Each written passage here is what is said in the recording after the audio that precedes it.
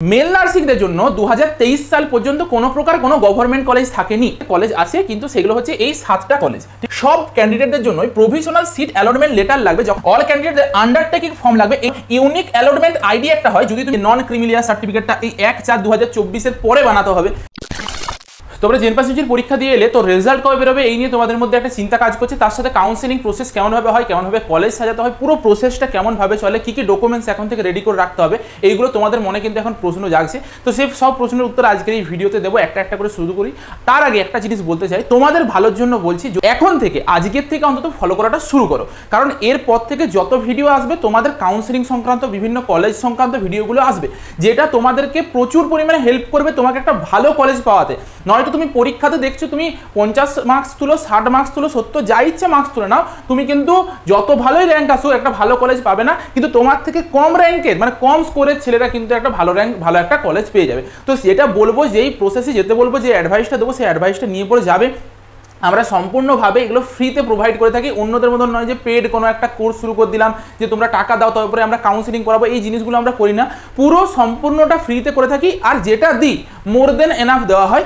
অনেকে তোমাদেরকে এই মুহূর্তে অনেক প্রাইভেট কলেজগুলো ফোন করে করে বলবে যে আমাদের কিন্তু সিট ভর্তি হয়ে যাচ্ছে, সিট সবাই ভর্তি হয়ে যাচ্ছে। একদম ওইসব কথায় কান দেবে না, কারণ নার্সিংয়ের প্রাইভেট কলেজের একটা রুলস আছে, যতক্ষণ না পর্যন্ত কাউন্সেলিংয়ের থ্রু দিয়ে কোনো কলেজের সিট ভর্তি হচ্ছে ততক্ষণ পর্যন্ত কেউ কিন্তু ওই সিটগুলোকে ম্যানেজমেন্ট কোটা দিয়ে বা ডিরেক্ট অ্যাডমিশনের মাধ্যমে ভর্তি করতে পারে না। তো জেনে রাখবে, তারা তোমাদের সঙ্গে স্ক্যাম করছে। বা আরেকটা উপায় কি, যে তোমাকে বলবে যে তুমি এখন টাকা দিয়ে দাও, দিয়ে ওরাই তোমার কাউন্সেলিংটা করবে, কিন্তু তোমার পাওয়ার কথা ছিল একটা ভালো কলেজ, কিন্তু তুমি পাবে একটা খারাপ কলেজ। তো আগে কাউন্সেলিংয়ের থ্রু দিয়ে যাবে, তারপরে যে কোনো প্রাইভেট কলেজে যাওয়ার হলে যাবে, ঠিক আছে। এরপর চলো, সবচেয়ে প্রথম যে প্রশ্ন, যে আমাদের রেজাল্ট কবে বেরোবে। দেখো, পরীক্ষা হওয়ার পরে 20 থেকে 25 দিন বা 30 দিনের মাথাতে রেজাল্ট বেরোয়। ডাব্লিউবিজির পরীক্ষার, এটা যে কোনো পরীক্ষার নিয়ম, এটা 20 থেকে 30 দিনের মতন তোমাকে ওয়েট করতে হবে, তার মধ্যে রেজাল্ট বেরোবে। এই রেজাল্ট বেরোনোর আগে আমাদের বেশ কিছু প্রসেস থাকে, যে প্রসেসগুলোকে কমপ্লিট করতে হবে। সবচেয়ে প্রথম আমাদের একবার মডেল অ্যান্সার কি বেরোবে। এই মডেল অ্যান্সার কিটা কি, যে ডাব্লিউবিজিআই বোর্ড একটা অ্যান্সার কি প্রোভাইড করবে আমাদেরকে। তো সেটার থেকে আমরা দেখবো যে এটা মডেল অ্যান্সার কি, ফাইনাল নয়।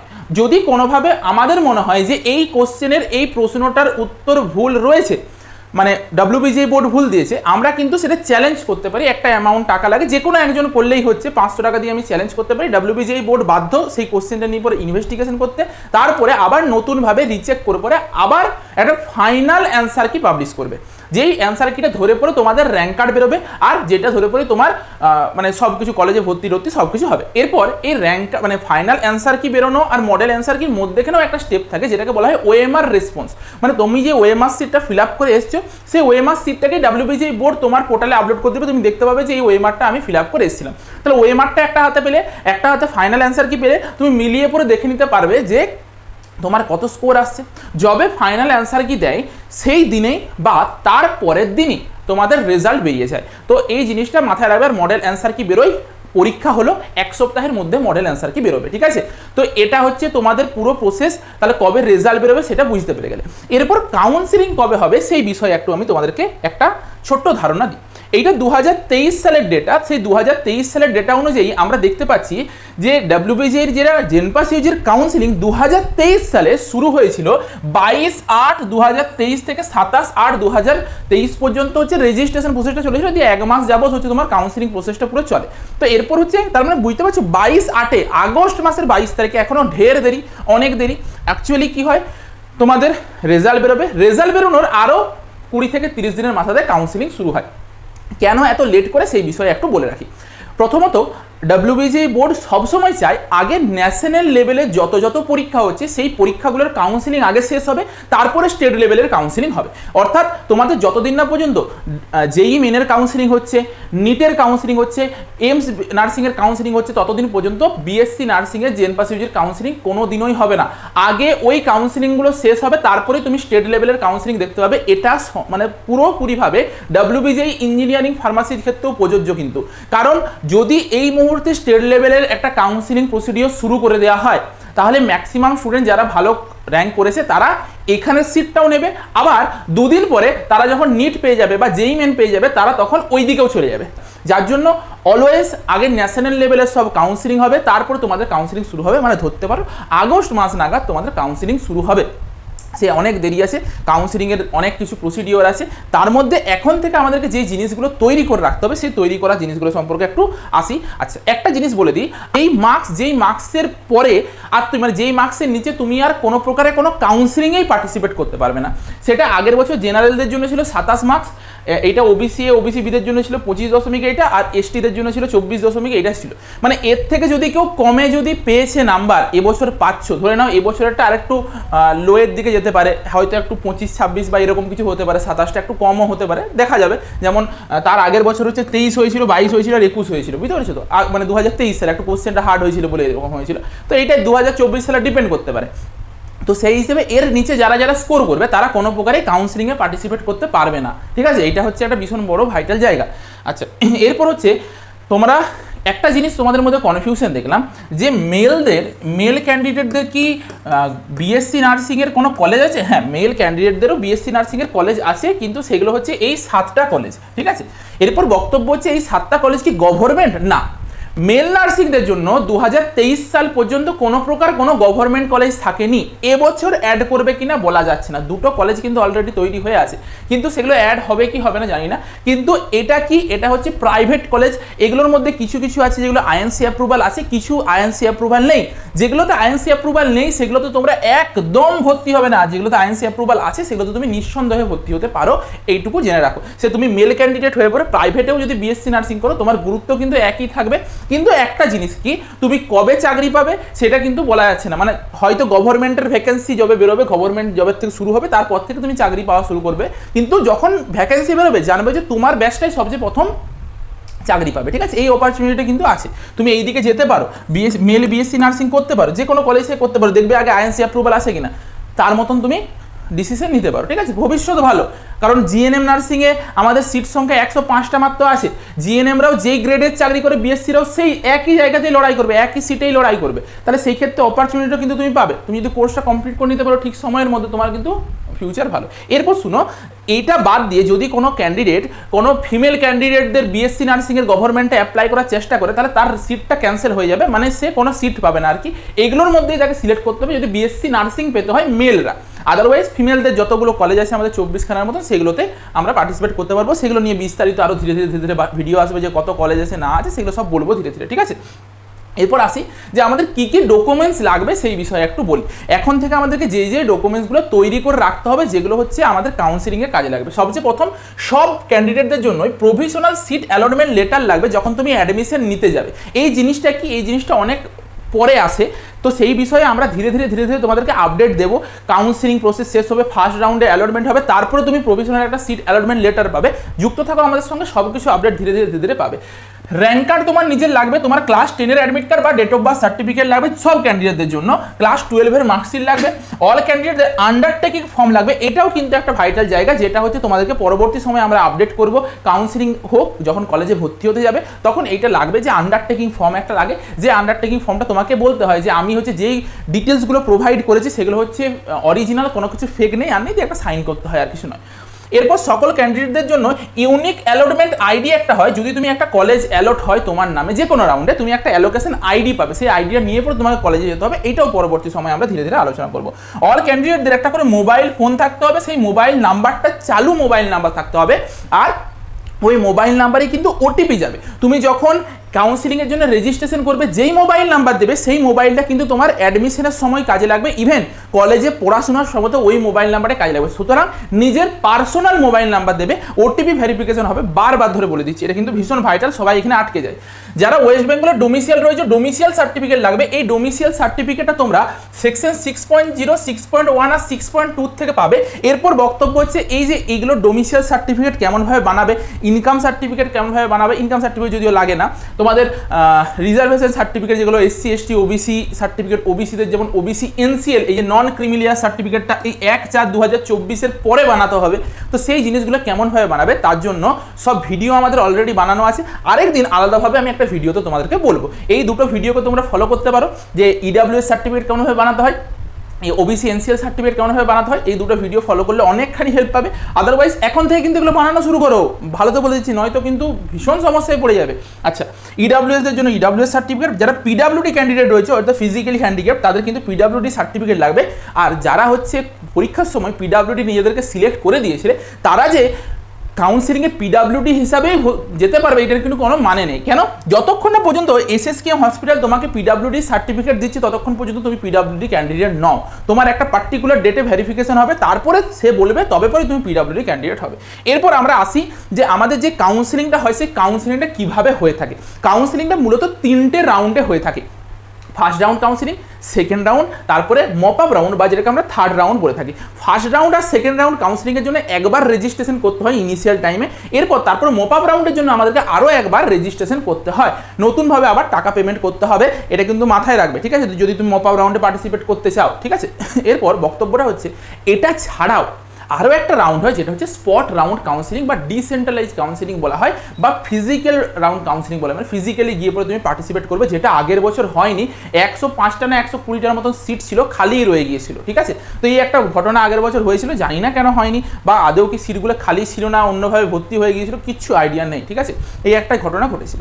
এরপর 3টে রাউন্ডের মধ্যে সবচেয়ে প্রথম আমাদের রাউন্ড আসছে ফার্স্ট রাউন্ডের জন্য। সেই ফার্স্ট রাউন্ডের মধ্যে তোমাকে 2টো স্টেপ কমপ্লিট করতে হবে। একটা হচ্ছে রেজিস্ট্রেশন প্রসেস, ভীষণ বড় প্রসেস, মানে ভীষণই বড় প্রসেস। একটা গোটা দিন আমার ভিডিও লাগবে বোঝাতে, মানে একটা ভিডিওতে আমি শুধু রেজিস্ট্রেশন প্রসেসটাই বোঝাবো যে কেমনভাবে রেজিস্ট্রেশন হয়। তোমাদেরকে হালকা একটু টাচ দিই, দেখো এইখান থেকে হচ্ছে এরকমভাবে ফিল আপটা শুরু হয় নিউ ক্যান্ডিডেট রেজিস্ট্রেশন থেকে। তারপর নিজেকে সব কিছু করতে হবে, এইখানে টিক দিয়ে পরে তোমাকে নেক্সট পেজে যেতে হবে। এইখানে তোমার সব কিছু বস করাতে হবে ধীরে ধীরে এডুকেশনাল কোয়ালিফিকেশন বলো, তোমার অ্যাড্রেস, তোমার ক্লাস 10-12 মার্কস, সব কিছু ডিটেলস এখানে পুট করতে হবে। অনেকটা লেন্দি প্রসেস, তো সেই বিষয়ে আমরা পরবর্তী সময় একটা ভিডিও বানাবো। আপাতত আমরা ফার্স্ট রাউন্ডের রেজিস্ট্রেশন প্রসেস, যেই প্রসেসের সময়তে আমাকে 500 টাকা দিয়ে পরে রেজিস্ট্রেশনটা করতে হবে।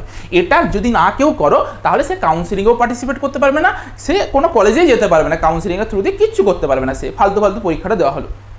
এই রেজিস্ট্রেশন প্রসেসটা যখনই কমপ্লিট হয়ে যাবে তারপরে তুমি করতে পারবে, মানে ফিস পেমেন্টটা হয়ে যাবে, তারপর তুমি করতে পারবে চয়েস ফিলিং। অর্থাৎ তোমার কাছে প্রচুর কলেজের লিস্ট থাকবে, যার মধ্যে 24খানা গভর্নমেন্ট নার্সিং কলেজ, তারপরে প্যারামেডিক্যালদের গভর্নমেন্ট থাকবে, প্রাইভেট কলেজও থাকবে, সব থাকবে তোমার কাছে, ওখানে সুন্দরভাবে সাজানো থাকবে। আমরা তোমাদেরকে লিস্ট দিয়ে দেবো যে এইভাবে কলেজগুলোকে তোমাকে সাজাতে হবে, তবে পরে তুমি তোমার র্যাঙ্কে সবচেয়ে ভালো কলেজটা পাবে। ধরো তুমি হঠাৎ করে সাজিয়ে দিলে, ধরো তোমার বাড়ি হচ্ছে কলকাতাতে, তুমি প্রথমে সাজিয়েছো নর্থ বেঙ্গলের একটা কলেজ, তুমি নর্থ বেঙ্গলটাতে পেয়ে গেলে তোমার যদি র্যাঙ্ক হয়, কিন্তু তুমি চাইছিলে কি তোমার ঘরের সামনে কলকাতার একটা কলেজ চাইছিলে, তো সেইটার জন্য সাজানোর নিয়ম আছে কিছু, যে এইভাবে সাজাতে হবে, এই সিকোয়েন্সে সাজাতে হবে, এইটার পর এটা দিতে হবে। সেগুলো নিয়ে আমরা ধীরে ধীরে সব আপডেট দেবো, তোমাদেরকে PDF দিয়ে দেবো যে এইভাবে সাজাও। যার র্যাঙ্ক 5000-এর মধ্যে হবে তাদেরকে একভাবে সাজাতে হবে, যাদের র্যাঙ্ক 10,000-এর মধ্যে হবে তাদেরকে আলাদাভাবে সাজাতে হবে, যাদের র্যাঙ্ক আরেকটু বেশি হবে তাদেরকে আলাদাভাবে সাজাতে হবে। প্রতিজনের সাজানোর ধরনটা কিন্তু একটু আলাদা হবে, তো সেগুলো নিয়ে পরে বলবো, একটু যুক্ত থাকো, সব ধীরে ধীরে আপডেট দেবো। এরপর যখনই তুমি রেজিস্ট্রেশনটা করে নিলে তোমার কাছে চয়েস ফিলিংটা আমরা যেরকমভাবে বলবো সেরকমভাবে তুমি চয়েস ফিলিংটা করবে। এরপর তোমার ইচ্ছাটা অবভিয়াসলি ওখানে কাজ করবে, তোমাকে সেটা বুঝতে হবে যে তোমার ডিমান্ড কী, তার মতন তুমি সাজালে। চয়েস ফিলিংয়ের পর তোমাকে চয়েস লকিং করতে হবে, চয়েসটা লক করতে হবে যে আমি এটা ফাইনাল, আমি এই চয়েসটা নিয়ে পরেই চলতে চাই। এরপর কিছুদিন পরে, 2-3 দিন পরে হবে রেজাল্ট বেরোবে, ফার্স্ট রাউন্ডের রেজাল্ট। এই রেজাল্টের পরে কি হবে সেটা একটু জেনে নাও। তোমার অ্যালটমেন্ট ইয়েস হতেও পারে, নো হতেও পারে, মানে তোমার কোনো একটা কলেজে অ্যালট হতেও পারে, অ্যালট নাও হতে পারে। যদি অ্যালটমেন্ট না আসে চিন্তার কিছু নেই, তুমি ওয়েট করবে, হয়তো সেকেন্ড রাউন্ডে পেয়ে যেতে পারো, মপ আপ রাউন্ডে পেতে পারো, তোমাকে ওয়েট করতে হবে। এরপর যদি তোমার অ্যালটমেন্ট চলে আসে, এই জায়গাটা খুব ভাইটাল জায়গা। অ্যালটমেন্ট আসার পরে সঙ্গে সঙ্গে তোমাকে সিট বুকিং ফিস দিতে হবে একটা 5000 টাকা, বা তোমাদের এবছর কীরকম করে দেখতে হবে, 1000 টাকাও করতে পারে, 1000 বা 5000 টাকার একটা তোমাকে সিট বুকিং ফিস দিতে হবে। যেই অ্যামাউন্টটা দিয়ে পরে তোমাকে ওই সিটটাকে বুক করে নিতে হবে। তুমি একটাই কলেজে অ্যালট হবে, তুমি সিটটাকে বুক যখনই করবে সঙ্গে সঙ্গে তোমার কাছে একটা provisional seat allotment letter, unique allocation ID পেয়ে যাবে। এই দুটো জিনিসকে নিয়ে পরে আমাকে যেতে হবে, যেই কলেজে আমার অ্যালটমেন্ট হয়েছে সেই কলেজে আমাকে যেতে হবে ফিজিক্যাল ভেরিফিকেশনের জন্য। নেক্সট স্টেপ কি? Physical verification. সেই ফিজিক্যাল ভেরিফিকেশনে আমাদেরকে কী শো করাতে হবে, একটু আগে ডকুমেন্টস রিকোয়ার্ডে যা ডিটেলস বললাম সব জিনিসগুলোকে আমাকে শো করতে হবে। প্রতিটা জিনিস বানানোর নিয়ম আছে, আমরা পরবর্তী একটা ভিডিওতে ওগুলো বানানোর আরেকবার দেখিয়ে দেবো কেমনভাবে বানাতে হয়। যখন ফিজিক্যাল ভেরিফিকেশনটা কমপ্লিট হয়ে গেল, এরপর তোমার কাছে দুটো অপশান থাকবে। এটা করার আগে আরেকটা জিনিস আছে, যে তুমি যদি ফর্ম ফিল আপের সময় ইডাব্লিউএস ক্যান্ডিডেট সিলেক্ট করেছিলে কিন্তু এখন তুমি ইডাব্লিউএস সার্টিফিকেট পাওনি, তাহলে তোমার কি হবে? তখন সেক্ষেত্রে তুমি তোমার যে প্রথম রাউন্ডে সিটটা পেয়েছিলে সেই সিটটা ক্যান্সেল হয়ে যাবে, তুমি সেকেন্ড রাউন্ডে অ্যাস এ জেনারেল আপগ্রেড হয়ে যাবে, অর্থাৎ তুমি জেনারেল বা ওপেন ক্যাটাগরির সঙ্গে লড়াই করবে, যে সেকেন্ড রাউন্ডে আবার ফ্রেশ অ্যালটমেন্ট তুমি পাবে, আবার নাও পেতে পারো বা মপ আপ রাউন্ডে গিয়ে পরে পেতেও পারো, নাও পেতে পারো, সেটা তোমার লাকের বা তোমার র্যাঙ্কের উপর ডিপেন্ড করছে কীরকম কী র্যাঙ্ক আছে। তাহলে ইডাব্লিউএস মানে কাউন্সেলিং থেকে বাতিল হয়ে যাবে সেটা নয়, তোমার যদি ইডাব্লিউএস করেছিলে কিন্তু ইডাব্লিউএস পাওনি, এটার অর্থ হচ্ছে তুমি ফার্স্ট রাউন্ডে ক্যান্সেল হয়ে যাবে, পরে হচ্ছে তুমি পাবে। কিন্তু তোমাকে ফার্স্ট রাউন্ডে অবশ্যই সিট বুকিং ফিসটা দিয়ে পরে ফিজিক্যাল ভেরিফিকেশনটা করিয়ে আসতে হবে। যদি এই ফিজিক্যাল ভেরিফিকেশনটা না করিয়ে আসো, তোমার যেখানেই সিট পড়ুক তোমাকে যেতে হবে। যদি না যেতে পারো, তুমি কাউন্সিলিং থেকে চিরকালের জন্য বাদ হয়ে গেলে, আর কোনোভাবে পরবর্তী কোনো রাউন্ডে যেতে পারবে না, এটা করাটা কিন্তু মাস্ট। ফিজিক্যাল ভেরিফিকেশনটা যখনই আমাদের কমপ্লিট হয়ে গেল, আমার কাছে দুটো অপশন থাকবে, একটা কি ইএস আপগ্রেডেশন, একটা হচ্ছে নো আপগ্রেডেশন। ইএস আপগ্রেডেশন মানে কি, সাপোজ তুমি যখন কলেজ সাজিয়েছিলে, প্রথমে এসএসকেএম, তারপর সিএমসি, তারপরে এনআরএস, তারপরে আরজি কর, তারপরে সিএনএমসিএইচ, তারপরে হচ্ছে ধরো এরকম করে তুমি সবগুলো সাজিয়েছো।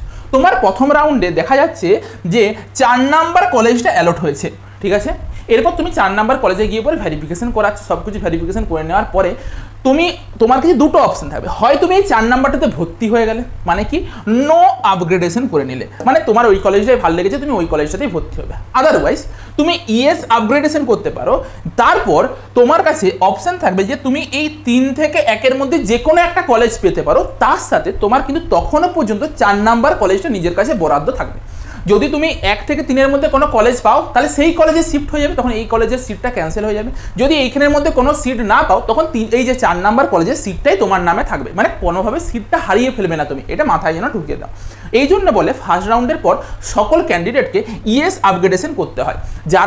কারা করতে পারবে না একমাত্র ইএস আপগ্রেডেশন, যাদের 1 নাম্বার চয়েসটাতেই হয়েছে, তাদের আর আপগ্রেডেশন কী হবে, তাদের তার উপরে যাওয়ার কোনো কিছু নেই, হয়ে গেল। তুমি সবসময় উপরে উঠতে পারবে, নিচে কোনোদিনও কাউন্সিলিংয়ে নামা যায় না, এটা হচ্ছে একটা ঘটনা হলো।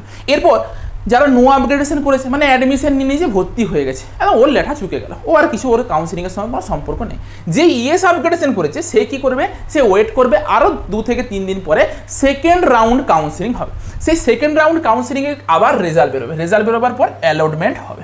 সেই অ্যালটমেন্টের 2 বা 3টে চিত্র দেখা যেতে পারে।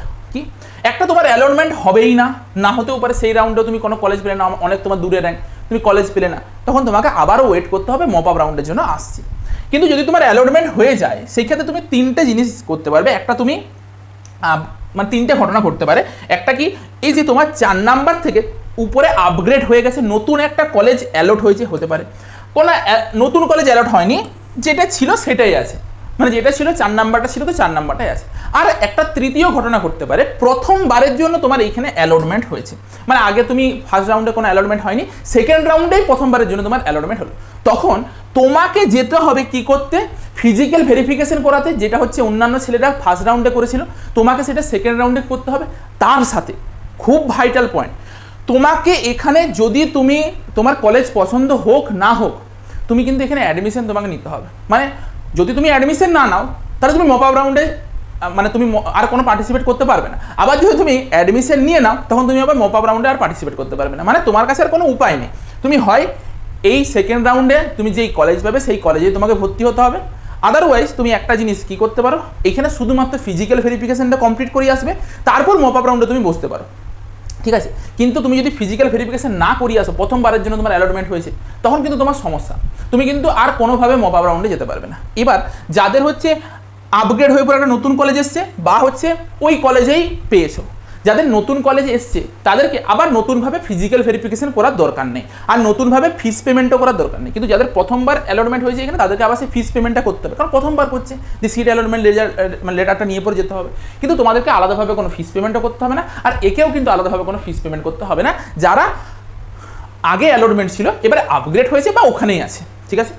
এই দুটো যে ক্যান্ডিডেট, এই দুটো ক্যান্ডিডেটের কাছেও দুটো অপশন আছে, হয় তুমি ওই কলেজে অ্যাডমিশন নিয়ে নাও, নয়তো তুমি মপ আপ রাউন্ডে চলে যাও, ওই কলেজটা কিন্তু তোমার হাতে আর থাকবে না। এটা কিন্তু ভীষণ ভাইটাল পয়েন্ট। তুমি যদি একবার অ্যাডমিশন নিয়েছো সেকেন্ড রাউন্ডে, তুমি কিন্তু আর কোনোভাবেই মপ আপ রাউন্ডে যেতে পারবে না। তুমি যদি মপ আপ রাউন্ডে যেতে চাও, তুমি সেকেন্ড রাউন্ডে যেই কলেজটা পেয়েছিলে সেই কলেজটা তোমার হাতছাড়া হয়ে যাবে, ঠিক আছে, বুঝতে পারলে। তুমি কিন্তু ওই কলেজটা তোমার নামে আর থাকবে না, তুমি আবার নতুনভাবে তোমার ফ্রেশ অ্যালটমেন্ট হবে। তার জন্য সবচেয়ে বুদ্ধিমানের কাজ, ফার্স্ট আর সেকেন্ড রাউন্ডের মধ্যে অ্যাডমিশন নিয়ে নাও।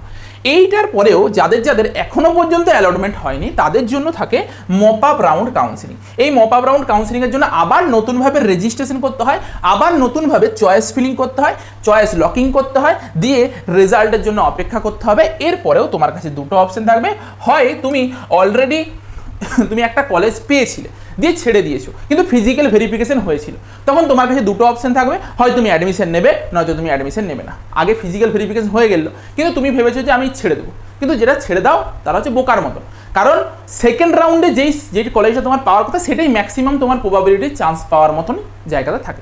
এরপর যাদের অ্যালটমেন্ট কোনোদিনও এখনো পর্যন্ত হয়নি, যারা এখনো পর্যন্ত দ্বিতীয় রাউন্ড পর্যন্ত কোনো কলেজই পায়নি, তারা হতে পারে এই প্রথমবারের জন্য অ্যালট হলো, তাহলে তাকে সেই কলেজে গিয়ে পরে ভেরিফিকেশন করে পরে অ্যাডমিশন নিতে হবে। আর হতে পারে দ্বিতীয় জিনিস যে অ্যালটমেন্ট এখনো পর্যন্ত কোনো একটা ক্যান্ডিডেট আছে যে অ্যালটমেন্ট পায়নি, তাহলে তাকে মপ আপ রাউন্ডেও সে কোনো কলেজ পেল না, তাকে যেখানে যেতে হবে সেটা হচ্ছে ফিজিক্যাল স্টেট রাউন্ড, বা যেটাকে আমরা ডিসেন্ট্রালাইজ কাউন্সিলিং বলে থাকি, সেখানে যেতে হবে স্পট রাউন্ড কাউন্সিলিং। তো সেইখানে যদি কপাল ভালো থাকে তো পাবে, আদারওয়াইজ পাবে না। তো ওখানে খুবই লিমিটেড সিট থাকে, হয়তো 20-30টা বা 40টা সিট পড়ে রইলো, এরকম থাকে। ঠিক আছে, তো এটা ছিল তোমাদের পুরো কাউন্সিলিং প্রসেস।